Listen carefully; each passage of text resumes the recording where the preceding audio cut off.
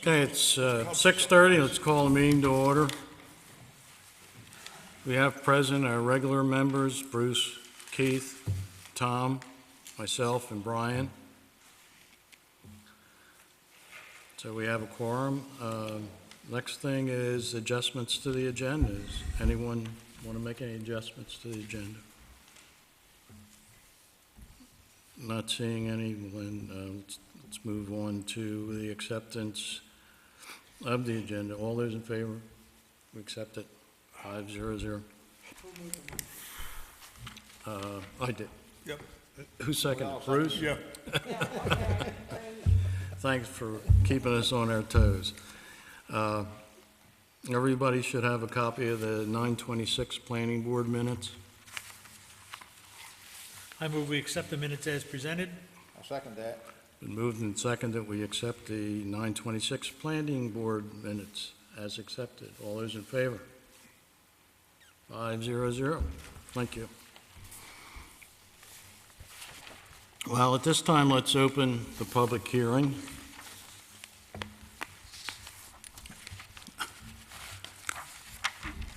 So we'll go through our regular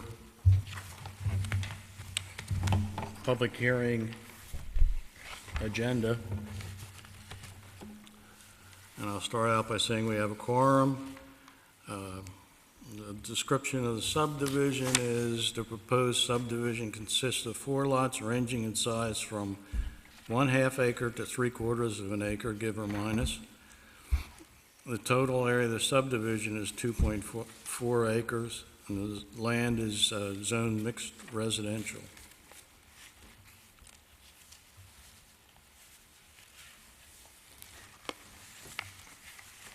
Okay, let me ask if any of the board members have a conflict of interest or bias, or a perceived conflict of interest or perceived bias with the subdivision or the owner?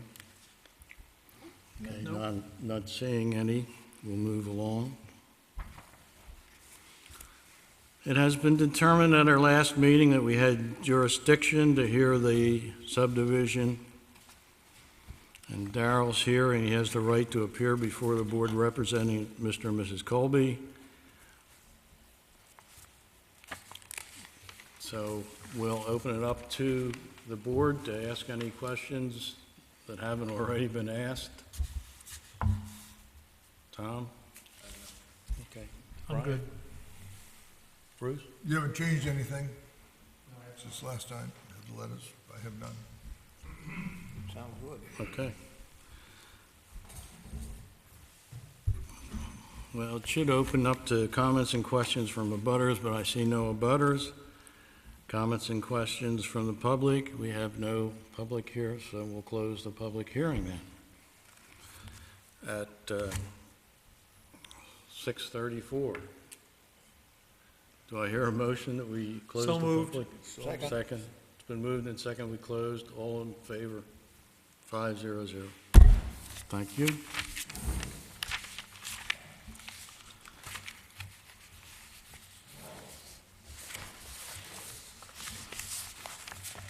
Give me a second to shuffle through my notes here again.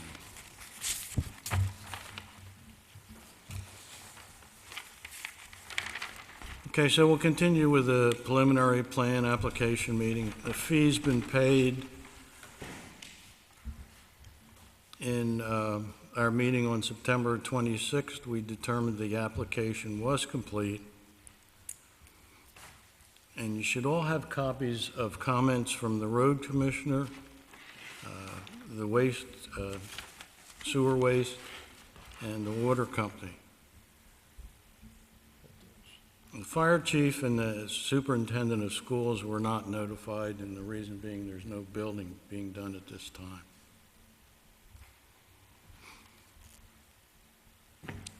Okay, the next thing we should do is determine whether there's any additional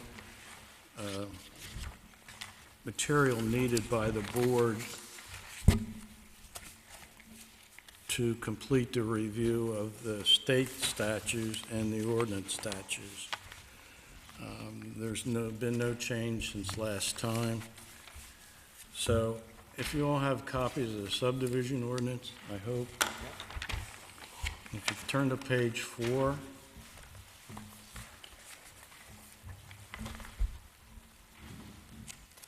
and that lists the review criteria that we're going to have in the final review. Just take a minute to go through those.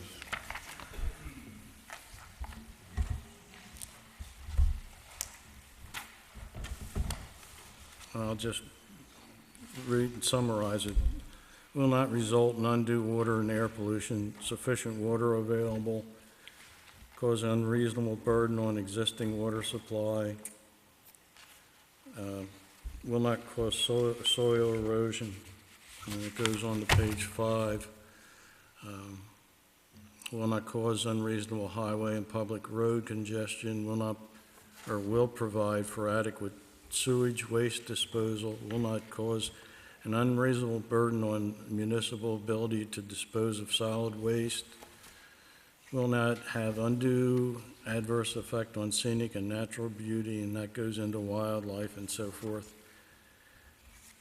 is in conformance with the duly adopted subdivision ordinance, comprehensive plan, and any other related land use ordinances.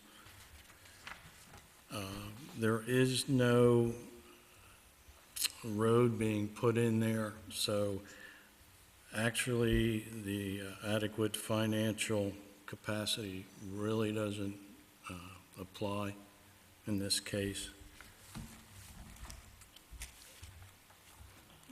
Where are we? Okay, in a watershed or a pond or lake, which doesn't apply.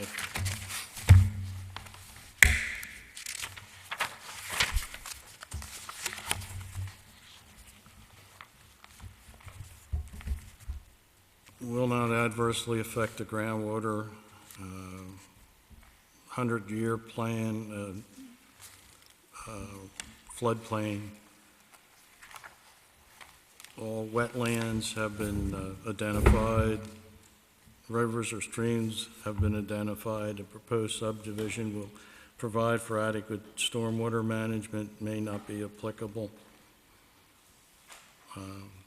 Q, which is water frontage, would not be applicable. Long-term cumulative effects on subdivision will not unreasonably increase grade.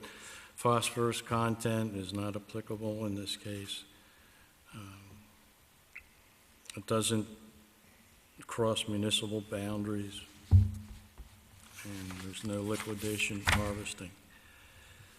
Does anyone need any additional information on any of those subjects?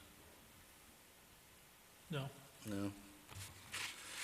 Okay, let's go to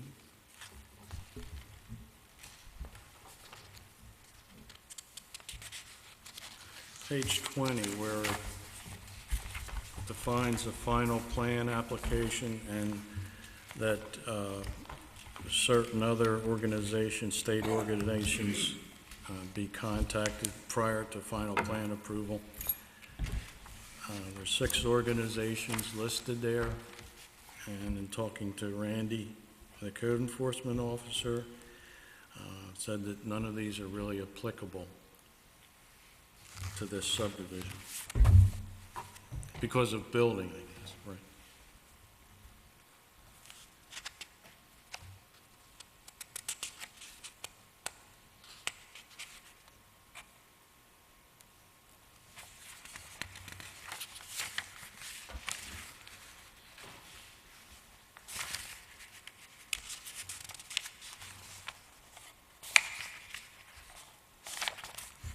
Then if you want to, this is basically going into more depth on the state restrictions. Page 29 lists the performance and design standards that the ordinance has. Just take a minute again to look over those. I'm not going to repeat them because most of them are the same as the state statute standards.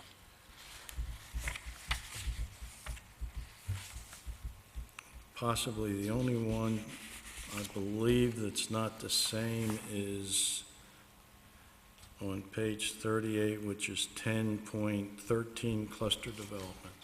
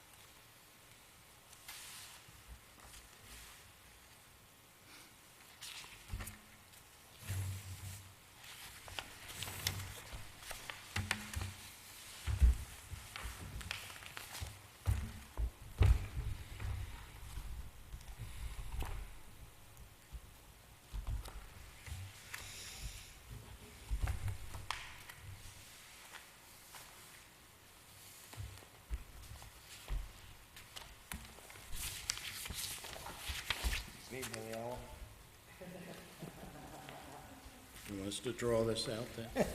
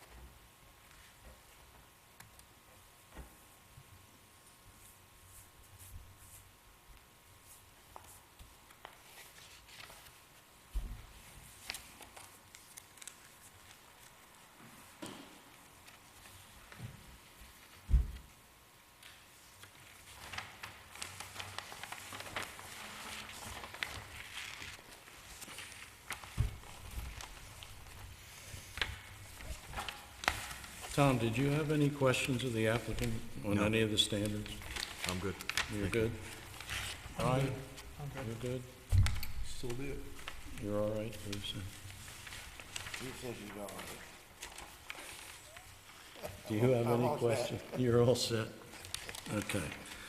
It's wonderful, the speaker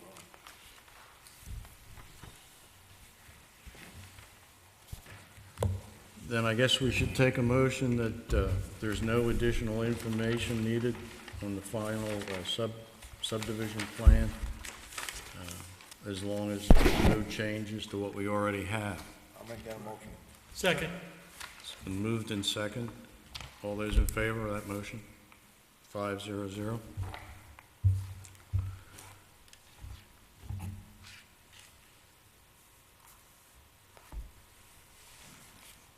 So I guess, Darrell, if you're not going to make any changes to it,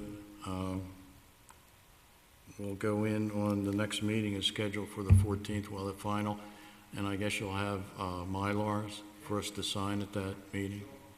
Everything else, the board said we can come to a conclusion at that meeting then for you. There's a fee for the final meeting of $300. It's 200 base and then 25 per lot. We will probably at that time return your check or make a check out for the escrow amount. That's on the 14th, George? I believe it is the 14th. Thank you. Isn't that the, Is that the next one? somebody check me out? Yeah. That's my brother's birthday. Well, happy birthday to your brother.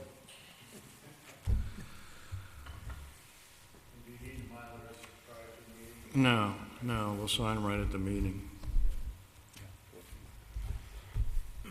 Okay, so I'll take one more motion that the preliminary plan is approved as submitted. I move the preliminary plan is approved as submitted. I'll second. It's been moved and seconded that the preliminary plan is approved as submitted. All those in favor? 500. Thank you very much, Darrell. Not making any money tonight. Is the 14th a holiday by any chance? Let me see. 11th is Veterans Day. 11th is Veterans Day, and we do it on the 11th, so Friday would be the holiday. So that's not a Monday holiday anymore, and 14th is a Monday. So we're okay on the We're okay. 14th date? Yep. Okay. Yeah, it's a good question. 6:30, sir, yes. CEO report. Randy, do you have anything? No, I just wanted to mention, I was opposed to something the other day, and I just want to bring it briefly to your attention. I talked to George. Is your mic on, Randy? I'm sorry. Pardon? Is- Oh, yeah. Sorry. Yeah, there's one thing I want to bring to your attention. I was approached the other day by Greg Keach. Greg's got the auto sales out on the other side of town on East Main Street. And Greg last year added trailers to his business. And he's been approached by the Amish community if they would allow him to put some buildings there for resale. And he would, like a consignment type of thing. I talked to George about it. I wanted to run it by the board. He's already set up for the business. He sent me a letter. I did have Sharon send me a letter. I've got it on my email. I haven't downloaded it yet because I wasn't in the office today. But I told him he'd go ahead and proceed with it. And if the board felt that he needed an amendment to his site plan, that we could go ahead and do that. But I kind of thought where it was still, where it was established as retail, that it would be all right. And I just want to run that by the board tonight to see what your feelings are. I think Randy in the past, in fact, Tom's one person that we just went ahead and said you could sell because you had a retail license there. Personally, I feel that we can't tell Tozers they can't sell wood because it's not related to groceries. We can't dictate to any retail business what they can or cannot sell. Well, the way that we've transitioned things here over the last year or two is anything comes up, I want to make sure the board's aware of it. And I also want to keep record of it in that map file so that we know what's going on. And if there's any questions, somebody comes to you guys and says what's going on, at least you know what's going on instead of being blindsided by it. Should we make a motion that we do not see the need to amend his site plan review based on putting Amish buildings on his lot, so that at least it's in the record that we are aware of it and that we have no problem with it? I would like that, Brian, at least something, one way or the other, yes, I would like that, and then it doesn't look like I'm asking on my own. I'll make that motion. I'll second it. Do we have any question on Yeah. I had questions, the thing when any expansion of a business comes, or The what? like this, when any expansion or additional part, I look at this as an expansion. The question comes down is what is the impact on, the impact, I look at this, what is the impact as far as increased traffic? Or, I don't know how much land Greg has there, how many homes he'd be looking at selling. I don't know how many he's looking to sell, I know he's got an ample amount of land there. Yeah, would that wind up, it's not, they're not trailers, so I said, would it wind up like a trailer park? No, Like, mobile home sale place, right. if you had enough. I think Knock 'em down. what you're talking about are sheds. Yes. Sheds. They're selling Yeah, them it's up like north, the- yeah. The thing I got in places, mind, yeah. Beth has on her Yeah. property, yeah. That's I'm what- familiar with them. They're not homes, but Brian sells them. He should have enough room right without expanding his parking lot, I would think. I don't think he has to expand the parking. He's not asking to expand the parking lot, right? Hmm? He's not asking to expand the parking lot? No, Okay. no. From my understanding, they want to bring some in and just place them on site, and if he happens to, somebody comes in, you come in to buy one, he sells it and for the price and gets a commission on it, I imagine. That's what I'm understanding. One thing I would say for Greg, he never, and, you know, I mean, this is really good when you have a business person in town that comes in, they don't do anything without at least coming to find out what can be done. And I commend him on that because he's always been good with us, you know. Now come in afterwards. Any other discussion? Seeing none, I'll move the motion. All those in favor? 5-0-0. Thank you. Was that it, Randy, or did you have something else you want to bring up, or? No, that's it. Okay, thank you. Under other business, first of all, I'd like to publicly thank Leanne for her service to the planning board. It was almost 20 years, I think, that she's put in as an associate member. Yes, I received a letter on the 1st of September. That's right, you don't have email. I think I passed it on to everyone else that had email. Yeah. And there's a conflict with her work job, or with her regular job, so she wouldn't be able to attend the Monday night meetings. So again, I'd like to thank her, and I'm sure that every member of the board, again, would like to thank her for her participation. And Debbie, could you write a letter up to that effect, and we send it to her? Okay? After all that time, I really believe that that's the least we can do. Can we Okay, write a letter to the Board of Selectmen informing them that we have an open vacancy on the board? and, she did that, to Oh, my she did? knowledge. Yeah, she Okay. asked me in the email, I think the one I forwarded to you folks, if she had to write a letter to the Board of Selectmen, and I said yes, beside the town manager and the Board of Selectmen.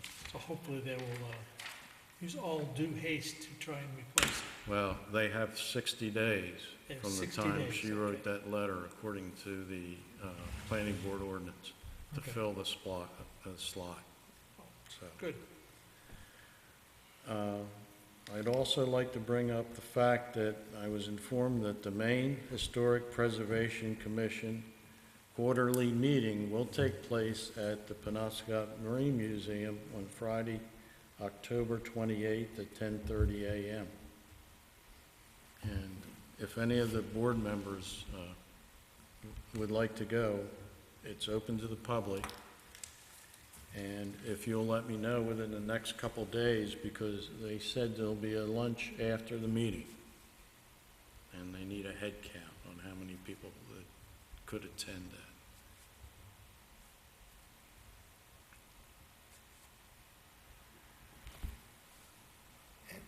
10:30, right? 10:30, October 28th, which is a Friday, at the Penobscot Marine Museum Library. I know the Historic Preservation Committee is planning on going, I'd like to be there too. and, yeah, where all possible, if members of the planning board can go. I think it would be a good idea to see what it's all about. Do you know what they're gonna talk about? No, it's a quarterly meeting. They have, the commission has, I believe, 9 members, trustees, if you will, or board members, and they meet quarterly. That's all I can tell you. I tried to find out the minutes from the last quarter meeting, and they weren't online. I wonder if they read anything specific to Searsport. Well, the Historic Preservation Committee, I think you know, or I told you, are trying to be a commission so they can receive federal funds to help them in education of the public. Tom knows this better than I do. Surveying. You do? I do? Yeah. Do now. Tom was a member of the Bangor. Bangor Commission. You did a good job on TV the other day, What's a that? while back. And you did a good job on TV a while back at that meeting. The selectmen's. Oh, okay. Oh, I didn't watch it. So there's 3 things. It's surveys can be subsidized. Education to the public can be subsidized. The third one skips me in my mind. I don't know what, do you remember what it is? would be potentially setting up guidelines for historic property preservation. Yeah, I think so. Yeah.